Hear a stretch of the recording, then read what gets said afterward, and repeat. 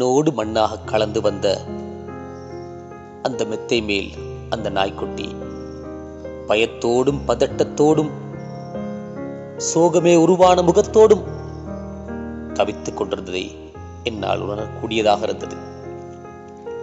தன்னுடைய எஜமானை இழந்து விட்டேனோ என்ற ஏக்கத்திலே அந்த நாய்க்குட்டி தவித்துக் கொண்டிருந்ததை என்னால் உணரக்கூடியதாக இருந்தது. நான் இருந்த வீட்டு முற்றம் இது, இந்த இடத்தை விட்டு மகள மாட்டேன் என்று தன்னுடைய எஜமானர் வரும் வரை அந்த நாய்க்குட்டி காத்து கொண்டிருக்கின்றதோ என்று எனக்கு என்ன தோன்றியது. பறகலையின் சோகங்களுக்குள் மூழ்கி போயிருந்தது அந்த நாய்க்குட்டி.